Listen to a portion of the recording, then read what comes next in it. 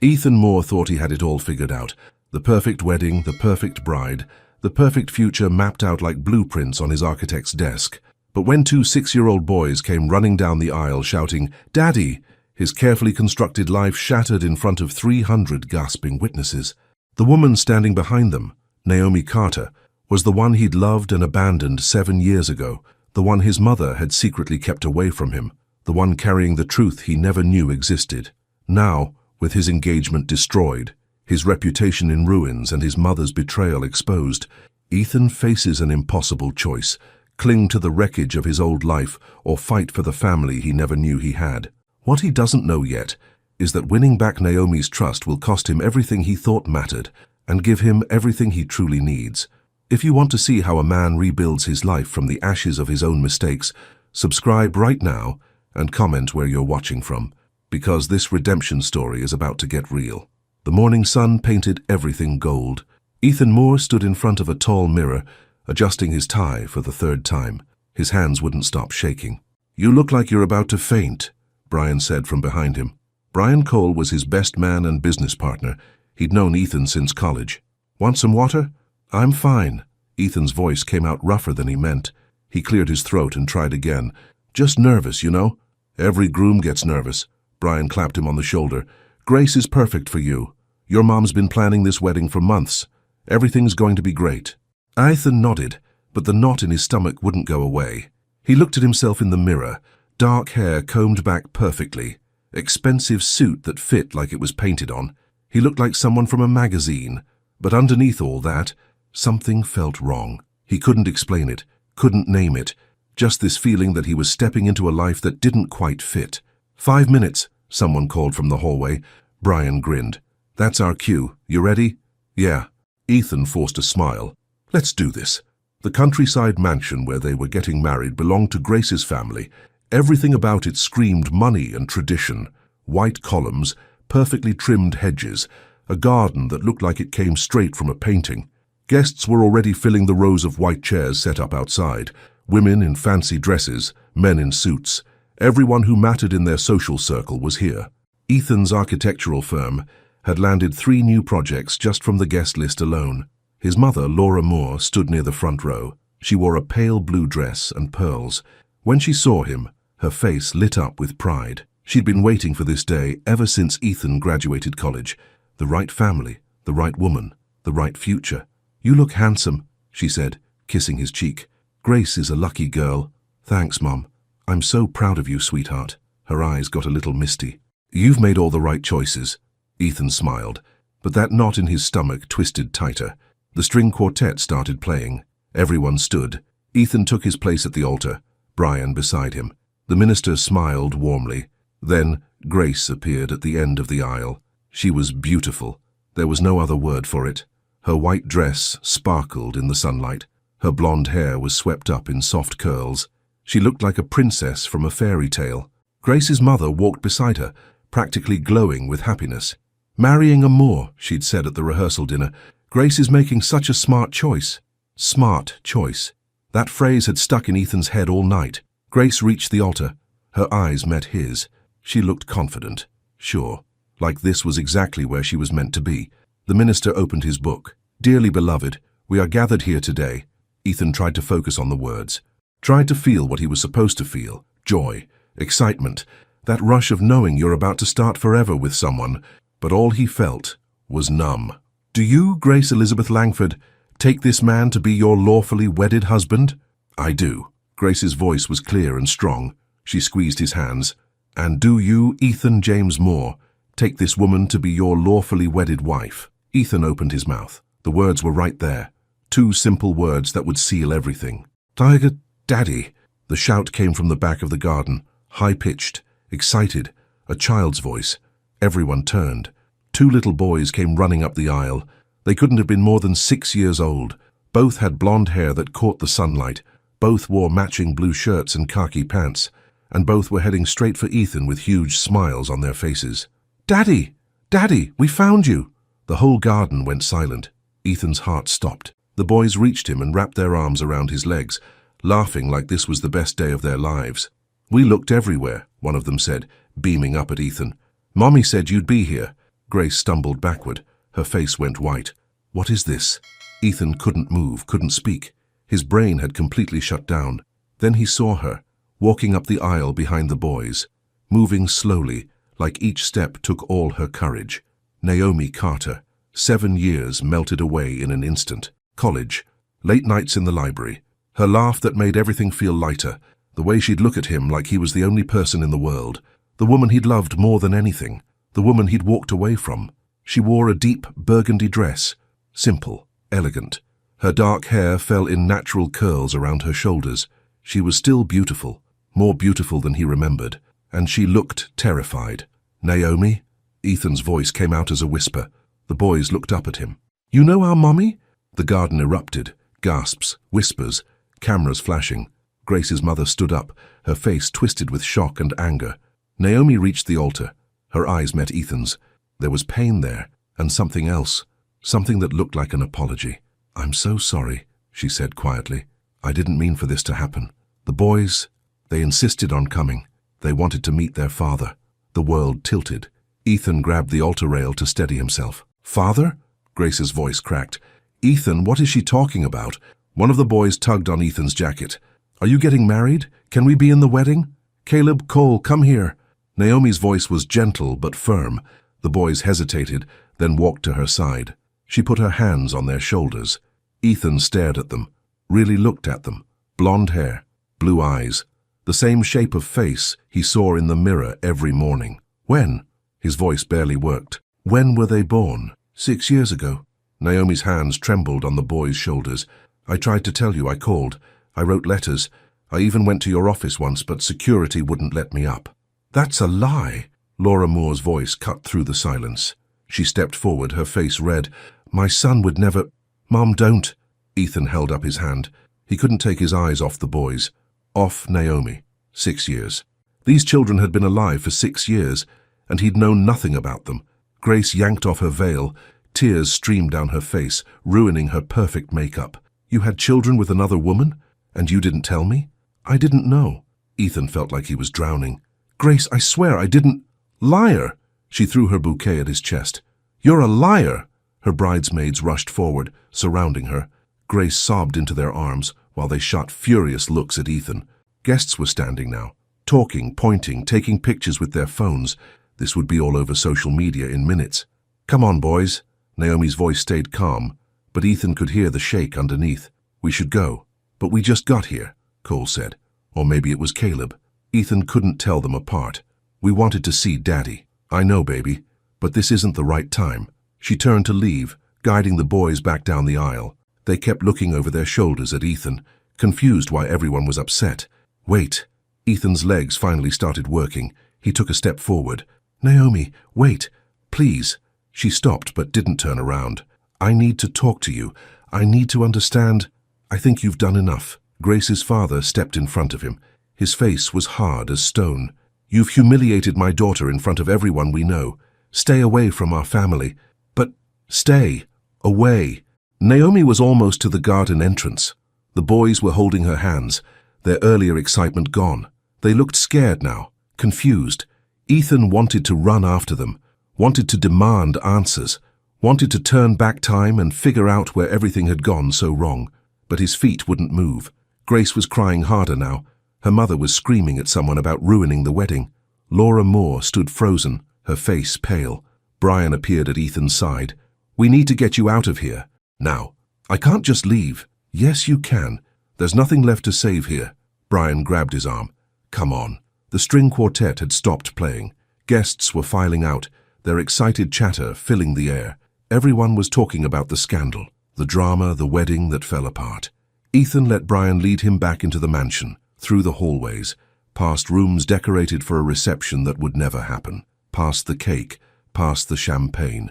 They ended up in a small study. Brian shut the door, blocking out the noise. Sit down before you fall down. Ethan sank into a leather chair. His hands were shaking. His whole body was shaking. Did you know? Brian asked. About the kids? No, I swear, Brian, I had no idea. But you knew her, the woman, Naomi. Ethan nodded slowly. College, we dated for 2 years. What happened? My mother happened. The words tasted bitter. She didn't approve. Said Naomi wasn't right for our family. wasn't from the right background. I was young and stupid. I listened. And then I broke up with Naomi. Told her we wanted different things. Told her it was better if we went our separate ways. Ethan put his head in his hands. She was devastated. I knew I was hurting her, but I thought I was doing the right thing. Jesus, Ethan. She tried to talk to me for weeks after, but I wouldn't answer her calls, wouldn't see her. I was too much of a coward to face what I'd done. He looked up at Brian. She must have found out she was pregnant right after we broke up. And you never heard from her?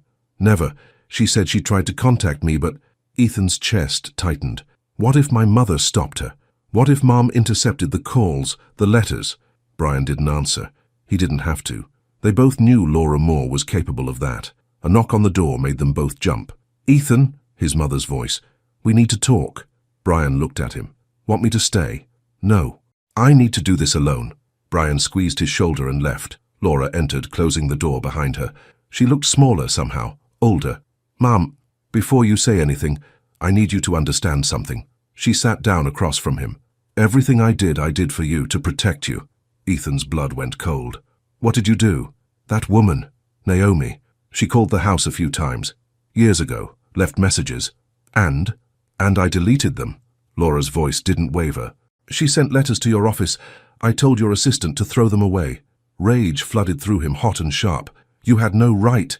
I had every right. She was going to ruin your life, Ethan, trap you with a baby, force you into a marriage that would have destroyed your career. Those are my children. Ethan stood up so fast his chair fell over. My sons, and you kept them from me. I was protecting you. You were protecting yourself, your reputation, your perfect life. His voice cracked. How could you do this? Laura's composure finally broke. Tears filled her eyes. I was scared. I was scared of losing you to someone who didn't understand our world, our expectations. Our world? Ethan laughed, but there was no humor in it. Our world just fell apart in front of 300 people. And it's all because you couldn't let me make my own choices. Ethan, please, get out. Son, get out. He was shouting now. Get out before I say something I can't take back. Laura stood slowly. She looked like she wanted to say more, but something in Ethan's face stopped her. She walked to the door, her steps uncertain. I love you, she whispered. I was only trying to help. Then she was gone. Ethan stood alone in the study. Outside he could hear cars starting, guests leaving, the sound of his life falling apart. He pulled out his phone. His hands shook as he opened a social media app. The wedding was already trending, photos everywhere, videos of the moment the boys ran up the aisle, close-ups of Grace crying, screenshots of Naomi's face, her name already being searched and shared. Wedding interrupted by secret sons. Architect's hidden family crashes ceremony. Bride left at altar after shocking revelation. Ethan's phone buzzed. A text from one of his investors. We need to talk. This situation is unacceptable. Another buzz. Another investor. The board is concerned about your judgment. And another. Call me immediately. His whole world was crumbling. His engagement. His reputation. His career. But all he could think about was those two little boys. Their bright smiles. Their excited voices calling him Daddy. And Naomi. The pain in her eyes. The way her hands had trembled. She'd tried to tell him. For years, she'd tried. And he'd never known because his mother had stolen that chance from both of them. Ethan sank back into the chair. The room felt too small, too quiet. Everything felt wrong. His phone buzzed again. A voicemail from Grace. I never want to see you again. Don't call me. Don't come to my house. We're done. And my father's lawyer will be in touch about the humiliation you caused today. He deleted it without listening to the whole thing. Then he opened his contacts, scrolled down. His thumb hovered over a number he hadn't called in 7 years, the number he'd deleted a dozen times, but always somehow ended up saving again. Naomi Carter. He stared at her name for a long moment. Then he put the phone away. Not yet. He wasn't ready yet. Didn't know what to say, how to apologize for 7 years of absence. 7 years of not being there. 7 years of missing everything. Brian came back an hour later. The mansion's clearing out. We should get you home. I don't have a home anymore. Ethan's voice sounded hollow. Grace and I were supposed to move into the new house next week. You can stay at my place. Thanks. They drove in silence. Brian's apartment was downtown. Small but comfortable. Nothing like the mansion Ethan had been planning to live in. You want something to drink? Brian asked. Yeah, something strong. Brian poured them both whiskey. They sat on the couch, not talking. The TV was on, but muted. News footage of the wedding flashed across the screen. "What are you going to do?" Brian finally asked. "I don't know." Ethan stared into his glass. "I need to talk to Naomi, need to see those boys, need to... God, I don't even know where to start. DNA test? Probably smart, but I don't need a test to know the truth." He thought about those blue eyes, that blonde hair. "They're mine. I know they're mine. Then you need to step up." "I know. I mean really step up, Ethan. Not like before. Not like with Naomi when you let your mother control you." The words stung because they were true. "I was 23. I was an idiot. You're 34 now. Still an idiot?" Ethan almost smiled. "Probably. Then get smarter. Fast." Brian leaned forward. "Those kids need a father. Naomi deserves an apology. And you need to figure out who you actually are instead of who your mother wants you to be. It's not that simple." "Yes, it is. You just don't want it to be." They drank in silence for a while longer. Outside, the city lights twinkled. People going about their normal lives. No idea that Ethan's entire world had exploded. His phone buzzed again. Another message. Another person wanting to know what happened. Another piece of his old life demanding attention. He turned the phone off. Tomorrow he'd start dealing with everything. The firm, the investors, the lawyers, Grace's father, his mother. Tomorrow he'd figure out how to be a father to two boys who didn't even know him. Tomorrow he'd try to make things right with the woman he'd hurt more than anyone. But tonight, he just sat in the dark and let himself feel everything he'd been running from for 7 years. The weight of his choices, the cost of his cowardice, the price of letting someone else control his life. And deep underneath all that pain and regret, something else. Hope. Maybe it wasn't too late. Maybe he could fix this. Maybe he could become the man he should have been all along. Maybe. The word felt fragile, uncertain, but it was something to hold on to in the wreckage. Ethan closed his eyes and whispered into the darkness, "I'm sorry." No one heard him, but he said it anyway. For Naomi, for his sons, for the years he'd lost, for the man he used to be and the man he needed to become. The first step on a very long road, but at least it was a start. Morning came too fast. Ethan woke up on Brian's couch with a headache and his phone buzzing like an angry hornet. He'd turned it back on an hour ago. Big mistake. 73 missed calls, over 200 texts.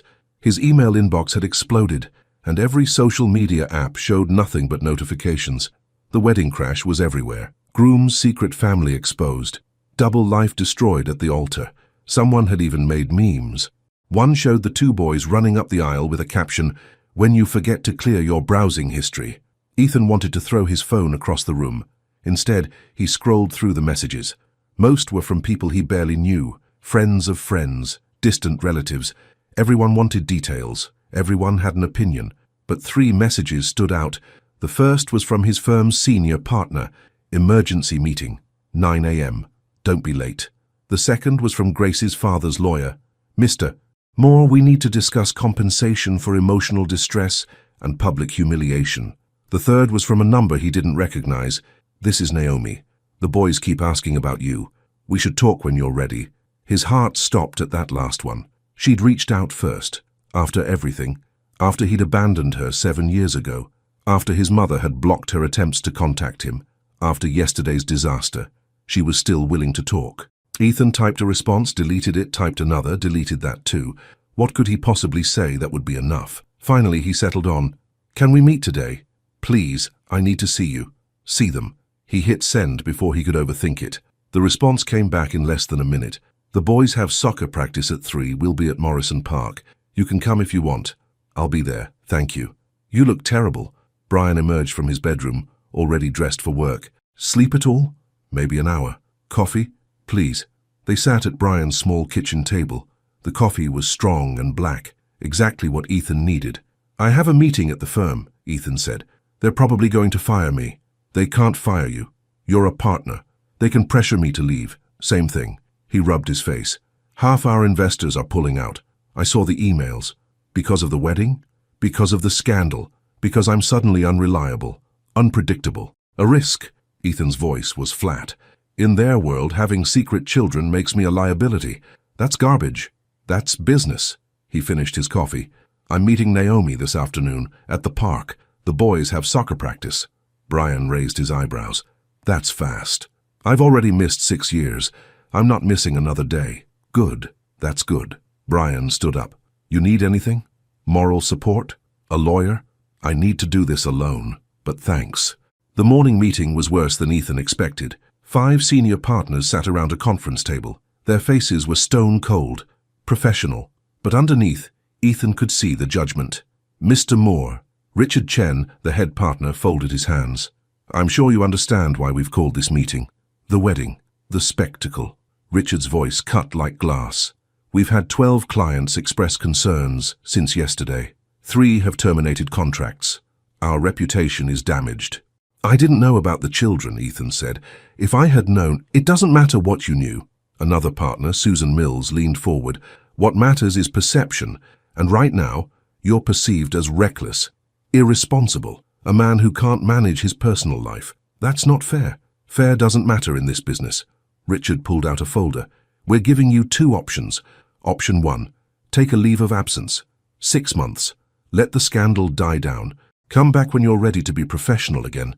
Ethan's jaw tightened. And option 2, resign.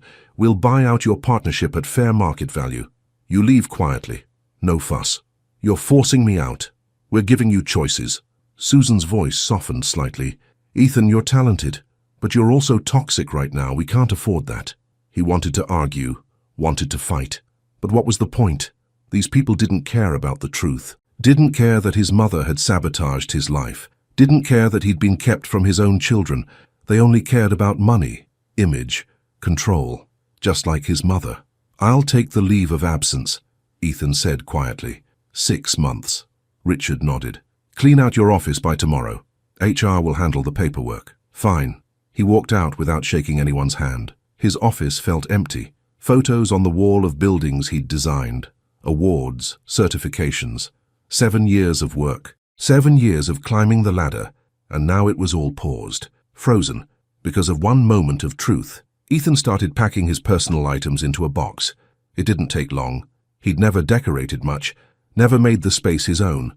Just another sign that he'd been living someone else's life. His phone buzzed. A text from his mother. We need to talk. I'm at the house. Please come. He ignored it. Another buzz. Grace this time. My lawyer says you need to cover all wedding expenses. $150,000. Plus damages for humiliation. Ethan closed his eyes. $150,000, money he didn't have. Money he'd saved for the house he'd never live in now. He texted back, I'll figure it out. Her response was instant. You're pathetic. Maybe he was. Maybe he'd always been pathetic. Too scared to stand up to his mother. Too weak to fight for Naomi. Too blind to see what he was becoming. But that was going to change. Starting today. Morrison Park was across town. Ethan got there early. Parked his car and watched families gather on the soccer fields. Kids in bright jerseys ran around kicking balls. Parents sat on blankets with coolers and camping chairs. Dogs barked. Everyone looked happy. Normal. Then he saw them. Naomi walked across the grass holding 2 soccer balls. The twins ran ahead of her, laughing and chasing each other. They wore matching red jerseys with the number 7. His chest tightened. Those were his sons. His boys. And he'd missed 6 years of moments like this. Naomi spotted him. She said something to the twins, then walked over slowly. Her face was guarded, careful. Hi, she said. Hi. Ethan's voice cracked. Thanks for letting me come. The boys wanted to see you. She glanced back at them. They were kicking a ball back and forth but kept looking over. They don't understand what happened yesterday. They just know you're their dad. I don't understand what happened yesterday either. He took a breath. Can we talk? Really talk? Naomi hesitated, then nodded. Boys, come here for a second. Caleb and Cole ran over. Up close, Ethan could see the differences between them. Caleb had a small scar above his left eyebrow. Cole's front tooth was missing. This is Ethan, Naomi said carefully. He's your father. We know. Caleb grinned. We saw you yesterday at the wedding. That was so cool, Cole added. All those people and the flowers and everything. Ethan knelt down to their level. His throat felt tight. I'm really glad I got to meet you. I'm sorry it happened the way it did. Are you still getting married? Caleb asked. No, that's not happening anymore. Because of us? Cole's smile faded. No, Ethan said it firmly. Not because of you. Never because of you. Then why? Because, he looked at Naomi. She gave him a small nod. Because sometimes grown-ups make mistakes. And yesterday, I realized I was making a big one. But meeting you two was the best part of the whole day. That made them smile again. Can you come watch our practice? Caleb asked. I'd love to. They ran back to the field, energy restored. Naomi stood beside Ethan, arms crossed. You're good with them, she said quietly. I don't know what I'm doing. Nobody does. That's parenting. They walked to the edge of the field and sat on an empty bench. Other parents glanced over, whispering. Some pulled out phones. They recognize you, Naomi said, from the videos. I know. Ethan didn't look at them. I'm sorry for all of it, for the attention, the drama. That's not your fault. It is, though. If I'd been there from the beginning. Stop. Her voice was gentle but firm. We can't change the past. We can only deal with what's in front of us. I didn't know. He turned to face her. Naomi, I swear, I didn't know you were pregnant. I didn't know you tried to contact me. I believe you. You do? Your mother told me. She watched the boys practice. At the wedding, after you went inside. She pulled me aside and said she'd been protecting you from me, that I was a mistake you'd moved past. Rage flashed through him again. She had no right. She's your mother. She thought she was doing the right thing. Naomi's voice stayed even. I'm not saying I agree, but I understand why she did it. How can you be so calm about this? Because I've had 6 years to process it. You've had one day. She looked at him. When you broke up with me, it destroyed me. I called you for weeks, sent letters, showed up at your office. Nothing worked. My mother blocked everything. I figured that out eventually, but by then I was pregnant and alone and terrified. Her eyes got distant. My father wanted me to tell you anyway, wanted to confront you at your office, but I was too hurt, too proud. I thought if you really wanted to know, you'd find a way. I'm so sorry. I know. They sat in silence for a moment. On the field, Caleb scored a goal and both boys cheered. They're amazing, Ethan said. They are. Naomi smiled. Caleb is the cautious one, thinks everything through. Cole jumps first and asks questions later. Do they know about me, about us? They know they have a father. They know you didn't know about them for a long time. They don't know the details. She paused. I didn't want them to grow up thinking you abandoned them on purpose, even though you thought I did. Even though. She met his eyes. They're 6, Ethan. They don't need to know about broken hearts and family drama. They just need to know their father wants to be in their lives. I do. More than anything. Then prove it. The words hung in the air, simple, direct. No room for excuses. I will, Ethan said. I don't know how yet, but I will. Good. Naomi stood up. Practice is over in 30 minutes. After that, we usually get ice cream. You're welcome to join us. Really? The boys would like it. And, she hesitated, I think we both need to start somewhere. Ethan nodded, not trusting his voice. Naomi walked back to the field, calling out encouragement to the twins. Other parents moved closer to her, asking questions, probably about him, about yesterday. But she just smiled and changed the subject, protecting him. Even now, Ethan pulled out his phone, typed a message to his mother. Stay away from Naomi. Stay away from my sons. I mean it. He didn't wait for a response. The next text went to Brian. I need a lawyer, a good one, for custody arrangements and maybe a lawsuit against Mom. Brian's response. On it. How's it going with Naomi? Better than I deserve. Practice ended. The boys ran over, sweaty and happy. Did you see my goal? Caleb asked. I saw it. It was perfect. Mine was better, Cole said. They were both amazing. Ethan stood up. Your mum said something about ice cream? Yes. Both boys jumped up and down. There's a place 2 blocks from here, Naomi said. We can walk. They headed down the sidewalk. The boys ran ahead, pointing at dogs and arguing about which flavor ice cream was best. Ethan walked beside Naomi, hyper-aware of every step, every breath. This is weird, isn't it? He said. Very. But good weird. Maybe. She glanced at him. Ask me again in a month. The ice cream shop was small and crowded. Families everywhere. The boys pressed their faces against the glass display case, trying to decide between chocolate chip and cookie dough. Get whatever you want, Ethan said. Really? Cole's eyes went wide. Really? Can we get 2 scoops? Sure. 3. Don't push it. Naomi laughed. 2 scoops. That's it. They ordered. Ethan paid. They sat at a table outside, the boys happily attacking their ice cream. What do you do? Caleb asked between bites. For work? I'm an architect. I design buildings. Like houses. Sometimes. Also offices and schools. Places where people work and learn. That's cool. Cole got ice cream on his nose. Can you design us a tree house? Cole, Naomi warned. No, it's okay. Ethan smiled. I'd love to design you a treehouse if your mom says it's okay. Both boys turned to Naomi with huge, pleading eyes. We'll see, she said.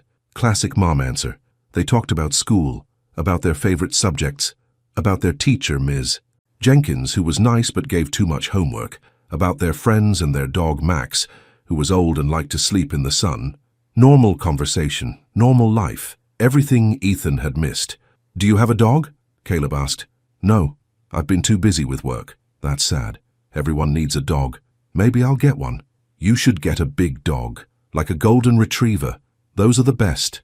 They finished their ice cream. The boys were getting tired now, their earlier energy fading. Cole yawned wide enough to show all his teeth. Time to go home, Naomi said.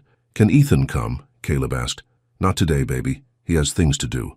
But we just found him. I know, but he's not going anywhere, right? She looked at Ethan. Right. I'll see you again soon, I promise. Tomorrow? Cole asked. Maybe not tomorrow, but soon. The boys looked disappointed, but didn't argue. Naomi was already herding them toward her car. Thank you, Ethan said, for today, for letting me be here. Don't thank me yet. She opened the car door. This is just the beginning. It's going to get complicated. I know. People are going to talk. The media might follow us around for a while. My father is going to want to meet you and probably threaten you. I can handle it. And the boys are going to have questions. Hard questions about why you weren't there before, about why things are the way they are. I'll answer them honestly. Naomi studied his face. You really mean that? I do. Okay. She got into the car. I'll text you. We can figure out a schedule, something regular so the boys know when to expect you. That sounds perfect. He watched them drive away. The boys waved through the back window until the car turned a corner and disappeared. Ethan stood on the sidewalk for a long time. The sun was setting. Families were heading home. The day was ending. But for him, something new was beginning. Something terrifying and uncertain and completely worth it. He pulled out his phone, looked at all the messages he'd been ignoring. The angry texts, the business emails, the social media notifications. Then he deleted them all. Tomorrow, he'd deal with lawyers and money and his crumbling career. Tomorrow, he'd face his mother and figure out what kind of relationship they could have after her betrayal. Tomorrow, he'd start becoming the father his sons deserved. But tonight, he just walked. Through the park, past the soccer field, under trees turning gold in the evening light, and for the first time in years, Ethan felt like he was walking in the right direction, towards something real, something that mattered, toward the life he should have had all along. His phone buzzed one more time. A text from Naomi. The boys want you to know they had fun today, so did I. Ethan smiled. Maybe this wouldn't be so complicated after all. Maybe it would be exactly what they all needed. Maybe. That word again. Fragile and hopeful and full of possibilities. He held onto it as he walked back to his car. Tomorrow would come soon enough, but tonight maybe was more than enough. The DNA test results came back 3 days later. Ethan sat in the clinic parking lot, staring at the envelope. His hands shook. He already knew what it would say, had known from the moment he saw those blue eyes. But holding the proof felt different, final, real, undeniable. He tore open the envelope. Probability of paternity, 99.9%. The words blurred. Ethan's throat went tight. He wasn't sure if he was going to laugh or cry. Both, maybe. He sat there for 10 minutes, just breathing, just letting it sink in. He was a father, officially, legally, scientifically. Those two bright, energetic, ice-cream-loving boys were his sons. His phone was already out. He called Naomi without thinking. Hello? It's positive. His voice cracked. The test. It's positive. Silence on the other end. Then a soft sound that might have been a laugh or a sob. I know, I got my copy too. I'm their father. Yes, you are. Naomi, He couldn't find the words. Can I come over? Please. I need to see them. Need to tell them. They're at school right now. But you can come for dinner tonight if you want. I want. What time? 6. And Ethan? Yeah?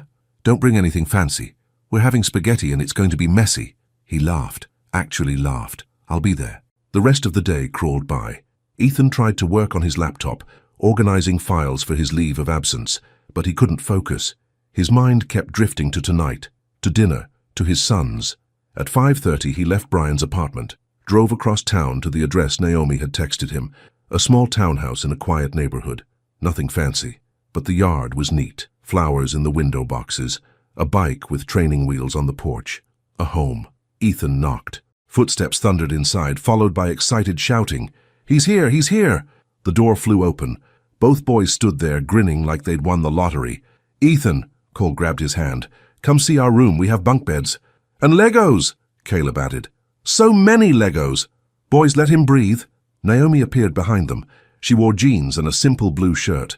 Her hair was pulled back in a ponytail. No makeup. She looked tired but beautiful. "It's okay." Ethan let himself be pulled inside. "I want to see everything."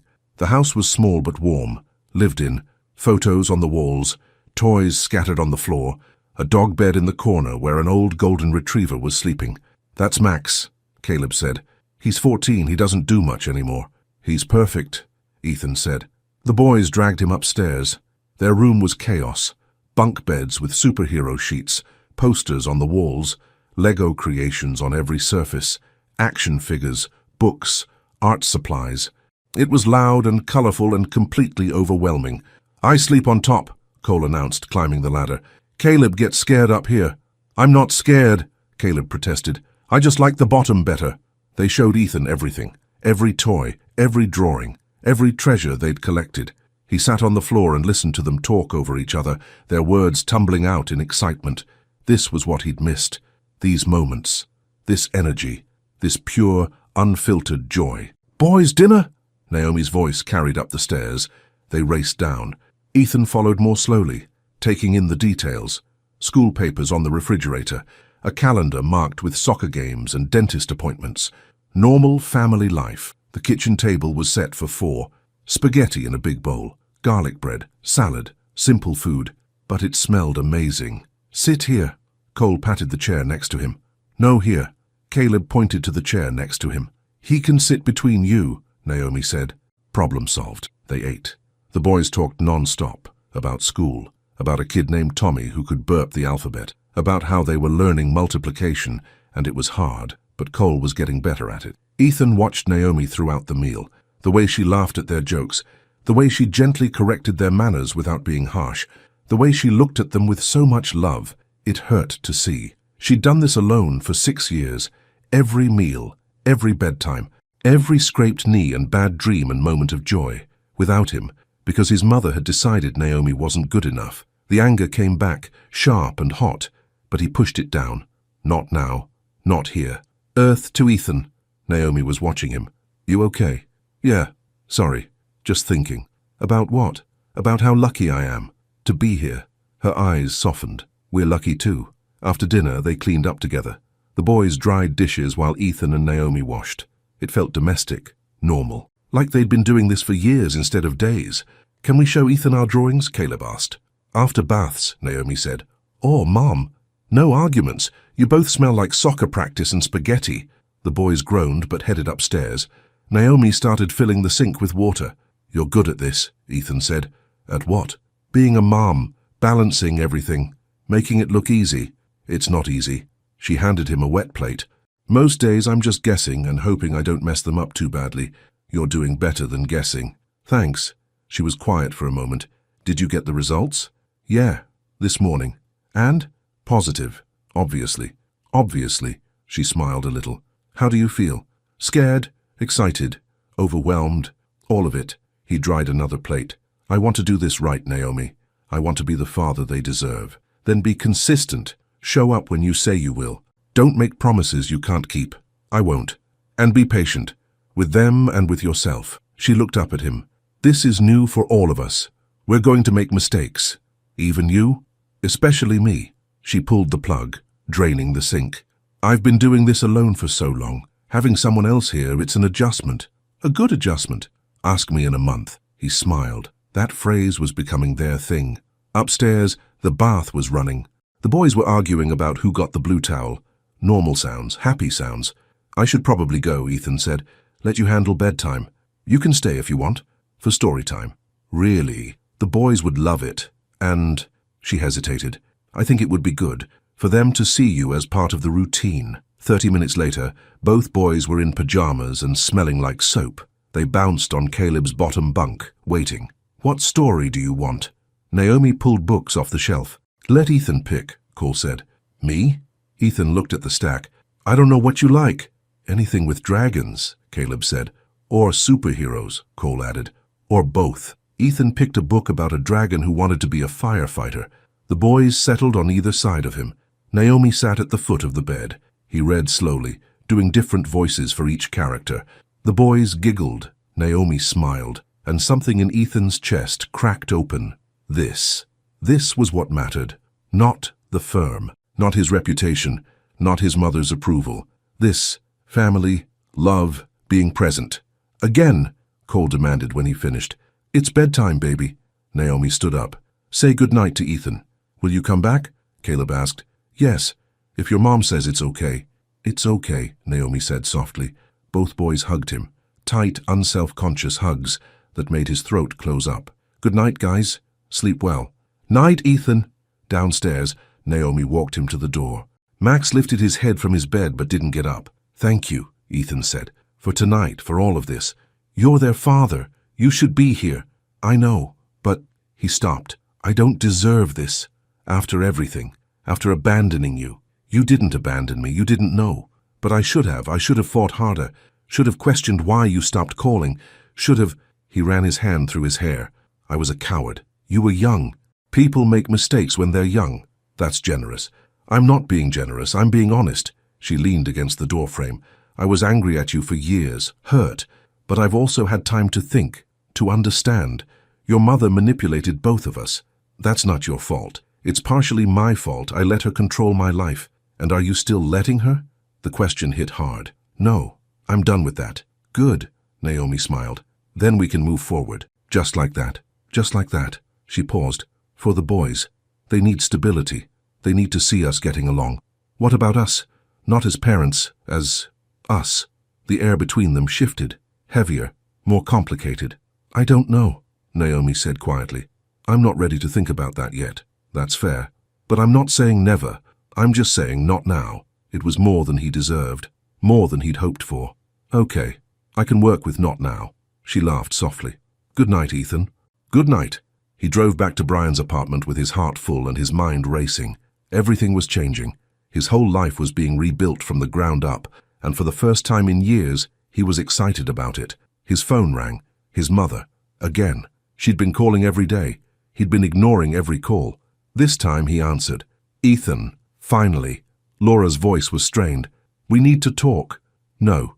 You need to listen. Excuse me? I got the DNA results today. Those boys are mine, my sons, and you kept them from me for 6 years. I was protecting... Stop, just stop. His hands tightened on the wheel. You weren't protecting me. You were protecting yourself, your image, your perfect life. That's not fair. Neither was stealing my letters, blocking my calls, lying to me about Naomi. Silence. Then quietly, I made a mistake. A mistake. Ethan laughed bitterly. A mistake is forgetting someone's birthday. You deliberately destroyed my relationship and kept my children from me. That's not a mistake, that's betrayal. I'm sorry. Her voice cracked. Ethan, I'm so sorry. I was wrong. I see that now. Too late. Please, let me make this right. You can't make this right. Those years are gone. I can't get them back. Then let me be part of the future. Let me know my grandchildren. Ethan pulled into the parking lot, sat in the dark car, weighing his mother's words. She'd hurt him, hurt Naomi, stolen 6 years of his children's lives, but she was still his mother. Maybe, he said finally. Someday, but not yet. I need time, and so does Naomi. I understand. And Mom, if you ever interfere in my life again, if you ever say one negative word about Naomi or try to manipulate me or my sons, we're done. Completely. I won't. I promise. We'll see. He hung up before she could respond. Inside the apartment, Brian was watching TV. How'd it go? Good. Really good. Ethan collapsed on the couch. I read them a story. They hugged me. It was perfect. Look at you, already a dad. I've been a dad for 6 years. Just didn't know it. You know what I mean. Brian muted the TV. What about Naomi? What about her? Don't play dumb. You're still in love with her. Ethan didn't deny it. Doesn't matter. She's not ready for that conversation. But you are? I've been ready for 7 years. I just didn't admit it until now. So what are you going to do? Be patient, show up, prove I'm not the same guy who walked away. Ethan leaned back. And hope that's enough. It will be. Brian turned the TV back on. She let you read bedtime stories. That's a big deal. You think? Trust me, moms don't let just anyone into bedtime routines. Ethan smiled. Maybe Brian was right. Maybe Naomi wasn't as closed off as she seemed. Maybe there was hope for them, not just as co-parents, but as something more. His phone buzzed. A text from Naomi. A photo. Both boys asleep in their beds, clutching stuffed animals. Below it, they asked if you could come to Caleb's school play next Friday. It's at 7. No pressure, but they'd love to have you there. Ethan's heart swelled. He typed back immediately. I'll be there, front row. Her response came quickly. They'll be excited. See you before then, though. We still need to talk about custody schedules. Right, the practical stuff, the legal stuff. But underneath that message was something else, an invitation, a step forward.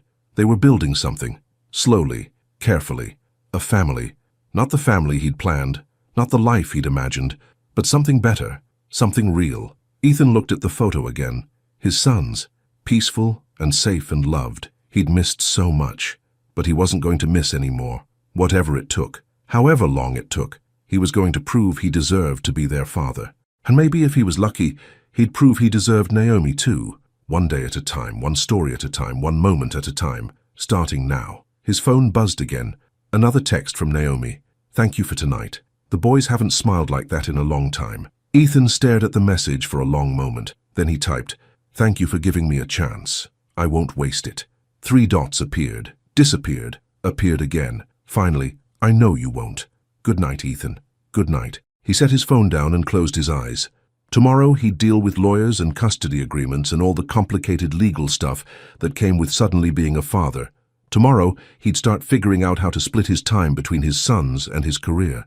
Tomorrow he'd face whatever challenges came next. But tonight he just sat in the quiet and let himself feel grateful for second chances, for messy spaghetti dinners, for bedtime stories and goodnight hugs, for Naomi's patience, for his son's forgiveness, for the possibility that broken things could be mended, that lost time could be made up for, that love, real love, could survive even years of separation. Maybe. That word kept coming back, small but powerful. Maybe he could do this. Maybe they could be a family. Maybe happy endings were real. Ethan fell asleep on the couch with that thought in his head, and for the first time in 7 years, he didn't have nightmares. He dreamed of dragons and firefighters and 2 little boys who called him Dad, and it was perfect. The school play was in 3 days, and Ethan was nervous. He'd seen the boys 4 more times since the dinner, quick visits at the park, 1 movie night, a Sunday morning breakfast where Cole spilled orange juice all over the table, and Caleb laughed so hard milk came out of his nose. Normal moments, building blocks of a relationship, but a school play felt different, official, public. All the other parents would be there, teachers, kids. Everyone would see him, everyone would know. The man from the viral wedding video, the groom with secret sons. Stop overthinking it, Brian said. They were at a coffee shop downtown, going over paperwork. You're their dad. You belong there. I know, but what if people stare? What if it makes things harder for the boys? Then you deal with it, together. Brian slid a folder across the table. Speaking of dealing with things, the custody agreement. Ethan opened it. Pages of legal language, visitation schedules, holiday rotations, decision-making responsibilities. It all felt so formal, so distant from the reality of reading bedtime stories and teaching Cole how to tie his shoes. Naomi's lawyer sent this over, Brian continued. It's actually pretty generous. She's proposing joint legal custody with her having primary physical custody. You'd get the boys every other weekend, 1 weeknight dinner, and alternating holidays. That's not enough. It's standard for... I don't care about standard. I've already missed 6 years. I want more time with them. Brian leaned back. Then talk to Naomi. Work something out between you two. But remember, she's been their primary parent this whole time. You can't just swoop in and demand equal everything. Ethan knew Brian was right, but it still stung. There's something else, Brian said carefully. Grace's lawyer sent over the final demand, wedding expenses plus emotional damages. They're asking for $200,000 now. 200? It was 150 last week. They added a pain and suffering clause. Brian's expression was grim. And they're threatening to sue if you don't settle by the end of the month. Ethan put his head in his hands. I don't have 200,000. Not liquid. Most of my money's tied up in the firm partnership. Then we need to negotiate or prepare for a lawsuit. This is insane. I didn't know about the boys. The wedding falling apart wasn't malicious. Doesn't matter. Her family has money and lawyers, and they want revenge. Brian closed his laptop. We'll figure it out, but you need to be prepared for this to get ugly. Everything felt overwhelming. The money, the lawyers, the custody agreements, the constant pressure of trying to be a father while his entire life was falling apart. His phone buzzed. A text from Naomi. The boys are making you a poster for the play. Very top secret. Don't ask about it. Despite everything, Ethan smiled. That's what mattered. Not the lawsuits or the money or the gossip. Those two boys who were making him a secret poster. He texted back, "My lips are sealed. Can't wait to see it." The dots appeared. Then, "Are you okay? You seem stressed." How did she know? They hadn't even talked today. Just dealing with some legal stuff, nothing important. The Grace situation? Yeah. I'm sorry, I know this is all because of us. Ethan typed quickly. Don't say that. Meeting you and the boys is the best thing that's happened to me. Everything else is just noise. A longer pause this time, then, "You're sweet. Want to come for dinner tomorrow? Nothing fancy, just tacos." "I'd love that. Good. The boys will be excited. See you at 6. Brian was watching him with a knowing look. "Naomi?" "Yeah. You're smiling like an idiot." "Shut up. I'm just saying. You've got that look, the same one you had in college when you two were dating." "We're not dating. We're co-parenting." "Sure, keep telling yourself that." Ethan didn't argue, because maybe Brian was right. Maybe he was falling for Naomi all over again, or maybe he'd never stopped. The next evening, Ethan showed up at Naomi's house with groceries. Nothing fancy. Just ingredients for tacos, like she'd said, but also a bouquet of sunflowers because he remembered they were her favorite. Naomi opened the door, saw the flowers, and froze. "These are for you," Ethan said. "If that's okay. If it's too much, I can—" "They're beautiful." She took them carefully. "Thank you. Sunflowers. You used to love them." "I still do." Her voice was soft. "I can't believe you remembered." "I remember everything about you." The air between them shifted, heavy with unspoken words, with 7 years of history and hurt and hope. Then Cole crashed into the hallway. "Ethan, you're here. Can we make the tacos really spicy? Mum never lets us, but maybe you will." The moment broke. Naomi laughed and headed to the kitchen. "Nice try, Cole. No extra spice." Dinner was chaotic in the best way. The boys helped cook, which meant taco shells broken and cheese everywhere. Max begged for scraps under the table. Music played from a small speaker on the counter. It felt like home. After dinner, they played board games. The boys argued about the rules Naomi refereed. Ethan just watched, soaking it all in. This was what he'd been missing his whole life. Not the fancy parties or business deals or social climbing. Just this. Simple joy, laughter, connection. "Bedtime," Naomi announced when Caleb started yawning. "But we're in the middle of a game," Cole protested. "We'll finish tomorrow. Say goodnight to Ethan." Both boys hugged him. Ethan held on a little longer than necessary, breathing in the smell of their shampoo and the feeling of their small bodies, trusting him completely. "Will you be at my play?" Caleb asked, pulling back. "Front row. Promise. With the poster we made?" "Cole," Caleb elbowed his brother. "It's supposed to be a secret." "Oops." Naomi herded them upstairs. Ethan stayed in the living room, listening to the sounds of teeth brushing and pajamas and bedtime negotiations. When Naomi came back down, she had 2 glasses of wine. "Thought you might need this," she said, handing him one. "Thanks." They sat on the couch. Not too close, but not too far. The comfortable distance of 2 people learning to be around each other again. "They love you," Naomi said. "The boys. They've been so much happier since you came into their lives. They're amazing kids. You did that. You raised them right. We both did, in a way." She sipped her wine. "I told them stories about you. Made sure they knew you weren't a bad person, that sometimes life just gets complicated, even when you thought I'd abandoned you. Especially then. I didn't want them growing up angry, didn't want them to hate you." "Why?" Ethan turned to face her. "Why protect me after what I did? Because they're half you, and if I taught them to hate you, I'd be teaching them to hate part of themselves." Her eyes met his. "I couldn't do that. You're incredible. You know that. I'm just a mom doing her best. You're more than that." Naomi looked away, but not before he saw the emotion in her eyes. "Don't, Ethan. Don't what? Don't say things like that. Don't look at me like—" She set her wine down. "This is already complicated enough. I'm sorry, you're right." He put distance between them. "I'm just trying to be honest. I know, and I appreciate it. But I need to protect myself, protect the boys." We're just starting to figure this out. I can't rush into anything.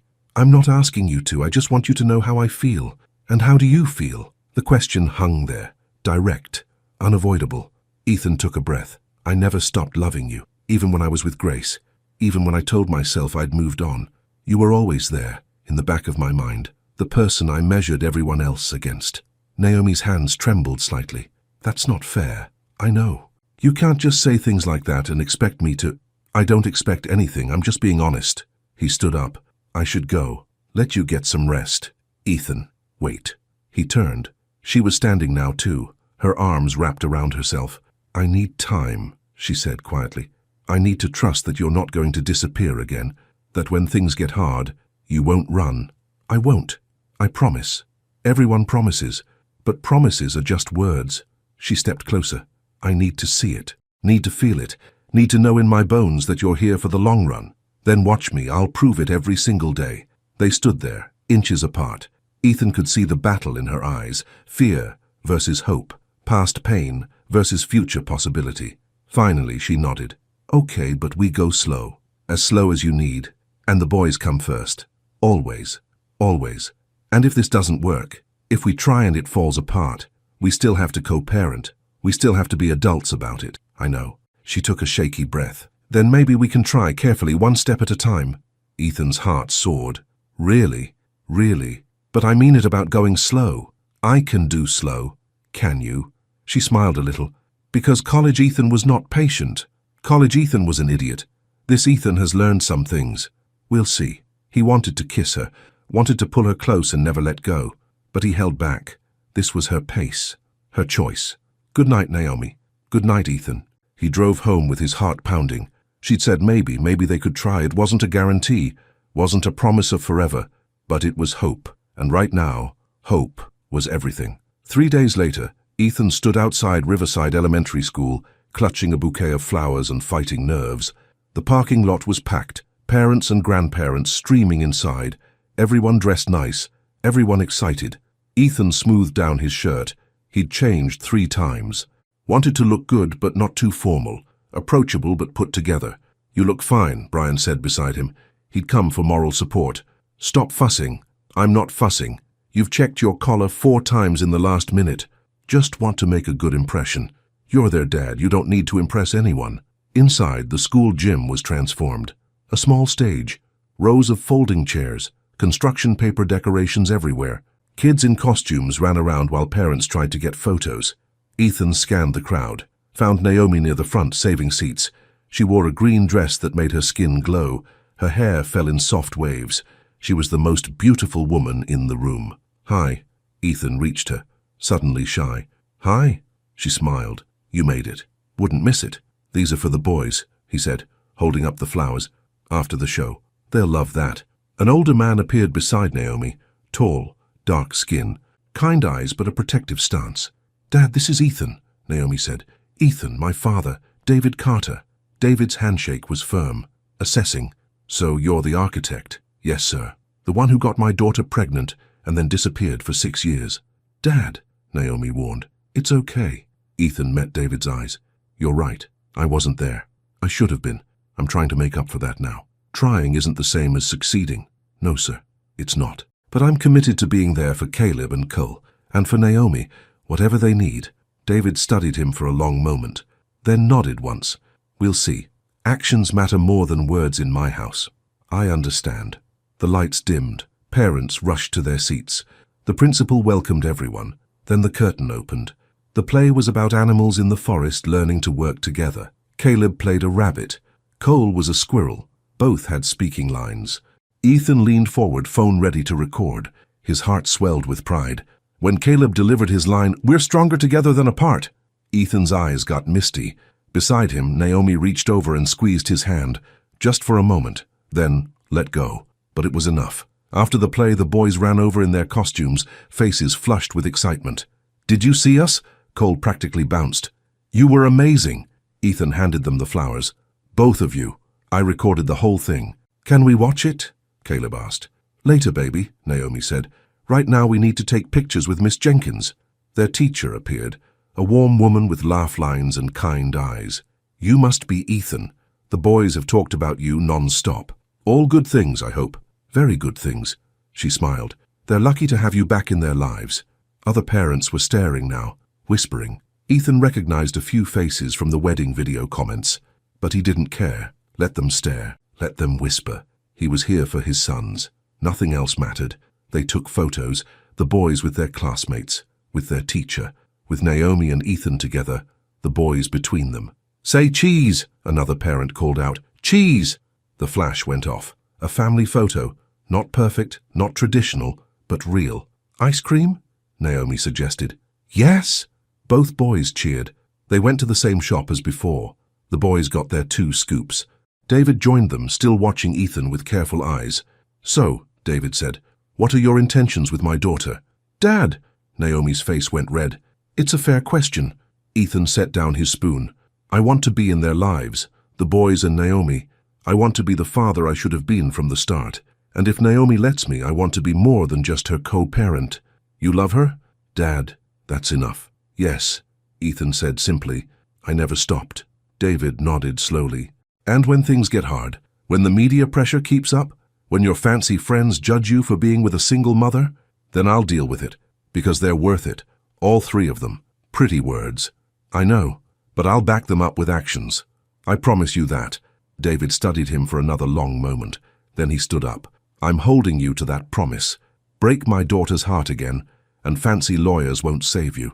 "Understood, sir." David clapped him on the shoulder, not entirely unfriendly, and went to watch the boys, who were trying to see who could eat their ice cream faster. Naomi covered her face. "I'm so sorry. He's protective. He should be. He's been there for you. I haven't. You're here now." "Yeah," Ethan smiled. "I am." They stayed until closing, then walked to the parking lot together. The boys were exhausted, sugar-crashed, and happy. "This was a good night," Naomi said softly. "The best. We have the custody meeting with the lawyers tomorrow." "I know. We'll figure it out, make it work for everyone. I trust you." She looked surprised. "You do?" "Completely. You know what's best for the boys. I'm just learning." "You're doing great, Ethan, really." He wanted to kiss her, but David was watching from his car, and the boys were right there. So instead, he just smiled. "See you tomorrow?" "See you tomorrow." He drove home with his heart full, the video of the play on his phone, photos of his sons in their costumes, a memory of Naomi squeezing his hand. His phone rang. His mother again. This time he answered. "I saw photos," Laura said, "from the school play, on Facebook. Someone posted them. Several people. You looked happy." "I was. I am. The boys are beautiful, Ethan. They look like you." His throat tightened. "Do you want to meet them?" Silence. Then, quietly, "Are you sure?" "Not yet, but soon. If you can respect Naomi. If you can apologize to her and mean it." "I will. I'll do whatever it takes." "Then maybe, we'll see." "Thank you, son. That's more than I deserve." "Yeah, it is." After he hung up, Ethan sat in Brian's apartment, looking at the photos from tonight. His sons, smiling and proud and full of life. He'd missed 6 years. 6 years of moments like this. But he wasn't going to miss any more. Whatever it took, however hard it got, he was going to be there. Every play, every game, every bedtime story. He was going to prove to Naomi that she could trust him. He was going to prove to his sons that he'd never leave again. And maybe, just maybe, he was going to prove to himself that he was capable of being the man they all deserved. Not perfect, not without flaws, but present, committed, real. The road ahead would be hard. There were still lawyers to deal with, money problems to solve, custody agreements to finalize. But for the first time since the wedding, Ethan felt ready, ready to fight, ready to stay, ready to build a life worth living, with Naomi, with Caleb and Cole, with all the messy, beautiful, complicated parts of being a family. His phone buzzed, a text from Naomi, another photo, the boys asleep in the car on the way home, still in their costumes. Below it, "Thank you for being there tonight. It meant everything to them, to all of us." Ethan typed back, "Thank you for letting me be there. I love you all so much." He hit send before he could overthink it. 3 dots appeared. His heart pounded. Then, "We love you too." "Good night, Ethan." He stared at those words until his screen went dark. "We love you too. Not just the boys. We, all of them." Ethan lay back on the couch, a smile spreading across his face. Maybe his life hadn't turned out the way he planned. Maybe he'd made mistakes that cost him years, but he was here now, and he wasn't going anywhere. This was his family, his future, his second chance, and he was going to make it count. Every single day, starting tomorrow, and the day after that and every day after for the rest of his life. Because love, real love, was worth fighting for, worth changing for, worth everything. And Ethan finally understood that. Not the love his mother wanted him to have, not the perfect society marriage, but real love, messy and complicated and beautiful, the kind that survives mistakes, that grows through pain, that comes back stronger, the kind that feels like home. And as Ethan closed his eyes, surrounded by photos of his sons and messages from Naomi, he felt something he hadn't felt in 7 years. Complete, whole, home. Finally, home. The end.